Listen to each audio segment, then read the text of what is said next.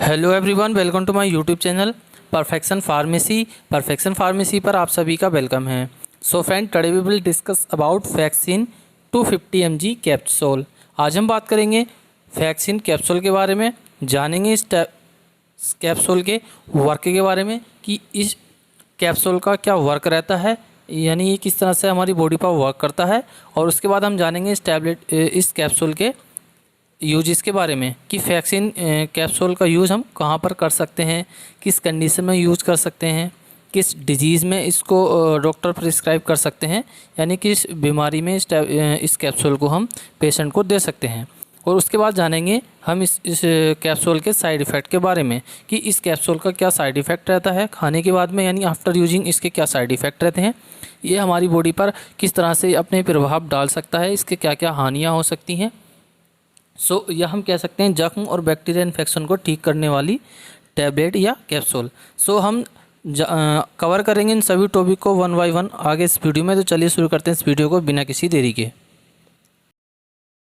Guys, अब हम बात करेंगे वैक्सीन कैप्सूल के वर्क के बारे में कि वैक्सीन कैप्सूल का क्या वर्क रहता है।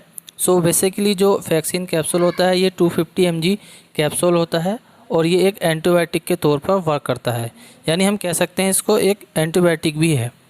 ये कैप्सूल उन सभी बैक्टीरियाज को किल करता है जो बॉडी में इन्फेक्शन पहुंचाते हैं, यानी ये उन सभी बैक्टीरियाज को किल कर देता है, यानी मार देता है, जिसके कारण हमारी बॉडी में इन्फेक्शन फैलता है या ये हमारी जो इंजरी हो जाती है या कोई वुंड हो जाती है, ये उसके अंदर हमारी आरसीबी जोड़ करके उसको घाव को भरता है और एक तरह से उसका ट्रीटमेंट करता है।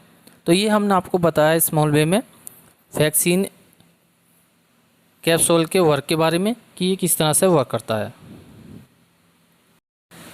अब हम बात करेंगे इस कैप्सूल के वर्क के बारे में, यूजेस के बारे में कि इसका हम कहाँ पर यूज कर सकते हैं और इसका किस किस कंडीशन में हम इसको पेशेंट को प्रिस्क्राइब कर सकते हैं।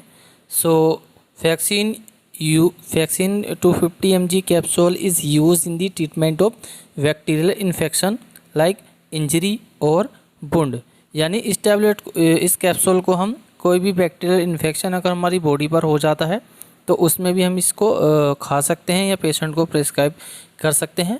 या आपको कोई इंजरी हो जाती है, जैसे मान लीजिए कि आपकी कोई लेग फ्रैक्चर हुआ और उसके अंदर कोई किसी भी तरह की इंजरी हो गई, तो ऊपर की जो मसल्स होती हैं, जो मांस होता है वो फट गया है और उसमें स्टिच लगे हैं या स्टिच नहीं लगे हैं, छोटा सा कट लगा है, तब भी ये क्या है कि आप इस कैप्सूल को दे करके वो घाव आपका भर जाता है। या फिर आपको कोई चोट लगी हो तो उसमें भी आप इसको यूज कर सकते हैं। इसका जो बेसिक जो यूजेस रहता है, इसको बैक्टीरियल इन्फेक्शन के तौर पर ही हम इसको यूज कर सकते हैं। नेक्स्ट अब हम बात करेंगे कि आफ्टर यूजिंग इस कैप्सूल के क्या साइड इफ़ेक्ट रहते हैं, यानी इसके क्या हानियाँ पहुंचाती हैं हमारी बॉडी पर। अगर हम इस कैप्सूल को खा लेते हैं उसके बाद में हमारी बॉडी पर ये किस तरह से साइड इफ़ेक्ट डालता है, अगर सरल भाषा में कहें तो ये किस तरह से हमारी बॉडी में नुकसान पहुंचाता है। सबसे पहले क्या होता है कि इसमें स्टमक पेन होने लगता है, यानी इस कैप्सूल को खाने के बाद में हमें हल्का सा सिम्टम्स दिखाई देते हैं स्टमक पेन के। माइनर सा हमारी स्टमक पेन हो सकता है, यानी पेट में दर्द हो सकता है, और नोज़िया हो सकती है, डायरिया हो सकती है, यानी आपका जी मचला सकता है और आपको उल्टी दस्त भी होने के चांसेस बन जाते हैं। और साथ ही साथ क्या है कि इसके वॉमिटिंग होने के भी चांसेस बढ़ जाते हैं, जैसे कि वॉमिटिंग भी हो सकती है। हमने आज के लिए इतना ही, मिलते हैं नेक्स्ट वीडियो में। See you, take care, bye, thank you for watching me.